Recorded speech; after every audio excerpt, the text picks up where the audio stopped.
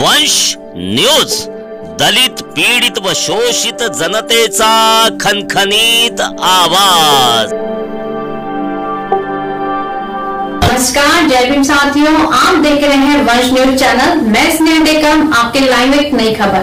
तो चलिए देखते हैं आज की खास खबर मेरे साथ।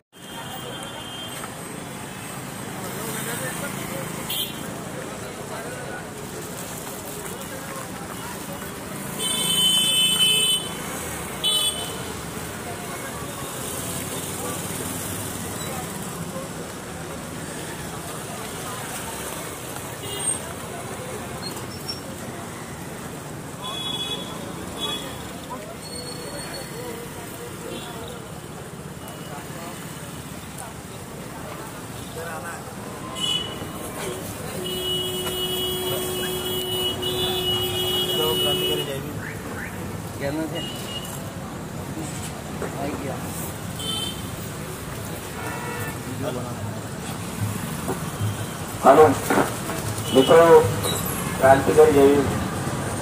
हा देश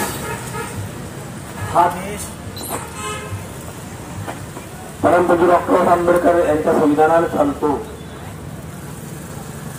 या देशाला स्वातंत्र्य जे मिळालं, भगतसिंग, राजगुरु सुखदेव, गांधीजी असे खूप महान पुरुष होऊन गेले। पण ज्या अशा तीव्र लोकांनी या देशाला स्वतःचं बलिदान देऊन स्वातंत्र्य मिळवून दिलं, आम्हाला नाही वाटत हा देश स्वतंत्र झाला आहे असं कदाही वाटत नाही। त्याचं मुख्य कारण सांगू इच्छितो मित्रो, हा देश जर स्वतंत्र झालेला आहे तर आमची 3 क्रांतिकारी कार्यकर्ता आज 172 घंटे होऊन गेले अमरण उपोषणाला लागलेले पूर्व माणूस 3 ते 4 दिवसाच्या वर चालत नाही, पण जीवट कार्यकर्ते होते। त्या कार्यकर्त्यांनी कुठल्याही गोष्टीची पर्वा न करता या महादूरला कोराडी सरकार, त्या सरकारच्या लोकांना निःशुल्क पाणी मिळावं, निःशुल्क पाणी मिळावं। पाणी ही माणसाची मूलभूत गरज आहे। तरी आपल्या शासनाला, प्रशासनाला का लाज वाटत नाही?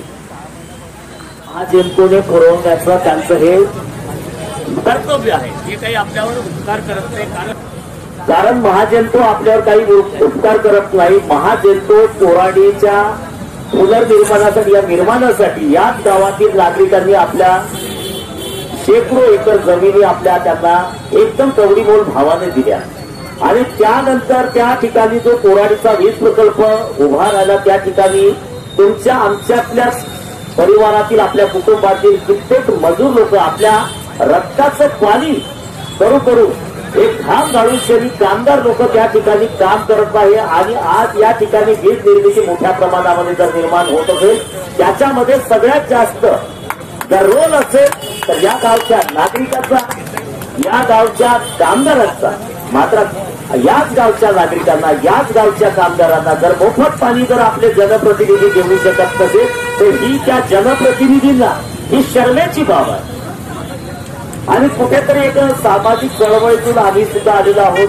सामाजिक चळवळीतून काम करताना कुठेतरी पत्रकारिता आपल्या शरीरामध्ये आली आणि ती पत्रकारिता मला असं वाटतं की माझ्या शेवटपर्यंत, माझ्या शेवटच्या श्वासापर्यंत ही पत्रकारिता सुटणार नाही। पत्रकारिता करतो मी, माझा उदरनिर्वाह कसा करतो।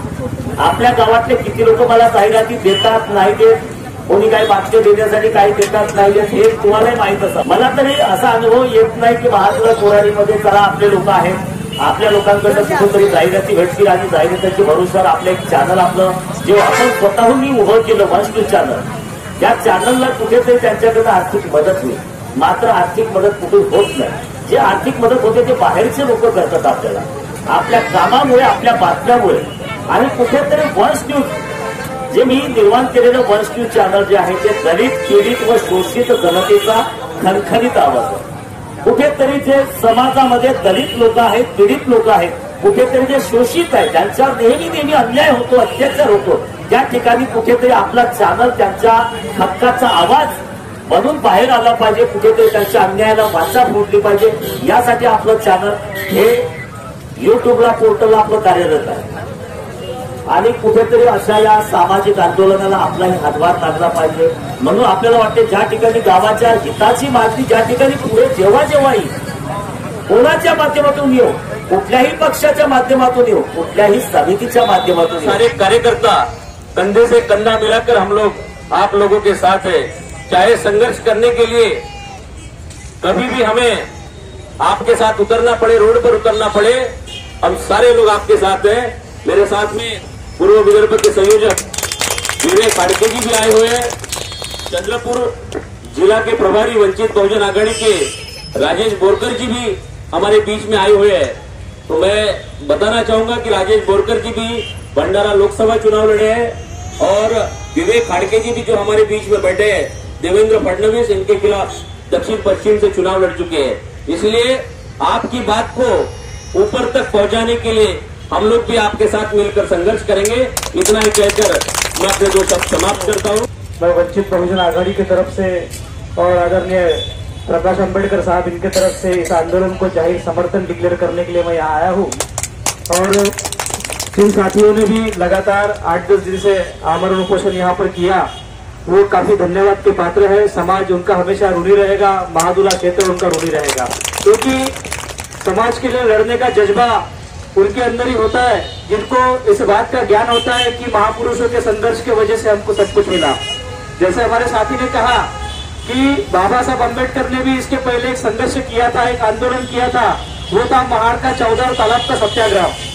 और उस समय में हमारे लोगों को पानी पीने को नहीं मिलता, लेकिन उसके बाद बाबा साहब अम्बेडकर ने भी कसम खाई थी कि मैं इस देश के अंदर में ऐसा कानून लाऊंगा और इस देश के अंदर में ऐसी व्यवस्था को निर्माण करूंगा कि मेरे लोगों को, मेरे अपने लोगों को, इसका मतलब ये नहीं होता कि मेरे जाति के लोगों को, मेरे लोगों को यानी मेरे देश के, भारत देश के लोगों को, SC ST OBC माइनॉरिटीज के लोगों को और सारे जाति के लोगों को इस देश के अंदर में पानी पीने के लिए कभी तकलीफ नहीं होगी. ये व्यवस्था में निर्माण करूंगा.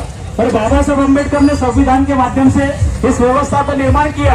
लेकिन बड़े दुख की बात है कि यहाँ के विधायक हो, यहाँ का नगर सेवक या यहाँ का नगराध्यक्ष हो, उनके अंदर में समाज के प्रति में इतनी दुर्भावना पैदा होगी कि हमारे अपने लोगों को, जिन वोटों के भरोसे वो नगर सेवक बने, नगराध्यक्ष बने, विधायक बने, उनको इस बात की मोरालिटी नहीं है कि हमारे समाज के लोगों को, हमारे क्षेत्र के लोगों को गंदा पानी पीना पड़ रहा है. और व्यवस्था के हिसाब से, जिनको के प्रस्ताव के हिसाब से यहाँ के लोगों को मुफ्त में पानी देने का भी प्रोविजन था. तो ये सारे वायदे उन्होंने तोड़ने का काम किया और लोगों को, यहाँ के 10 गांव के लोगों को मजबूरन गंदा पानी पीने के लिए मजबूर होना पड़ रहा है, व्यवस्था से जूझना पड़ रहा है. अगर 70-75 साल के आजादी के अंदर में ये हालात अगर हमारे लोगों के लिए है तो हमको भी सोचना पड़ेगा, क्योंकि हमारी भी अपनी गलतियां होती है.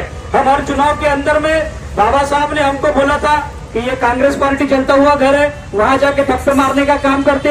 ये बीजेपी के लोग मनुवादी पार्टी के लोग हैं, ये बहुजन समाज के हित में कभी सोच नहीं सकते, तो कमल के सामने की बटन हम लोग दबाते हैं. साथियों, हमने हमारे विचारों के साथ में, हमने नैतिकता के साथ में रहना चाहिए. हम लोग जब इनको चुनाव के अंदर में सबक सिखाएंगे तभी इनकी मुजरी कम होंगी. लेकिन चुनाव के समय में हम लोग चुनाव के बाद में खाली पीरियड में उनका विरोध करते हैं, लेकिन चुनाव के समय में उनके साथ में खड़े होते हैं. तो कहीं ना कहीं हमारे भी इस परिस्थिति के लिए हम लोग जिम्मेवार होते हैं.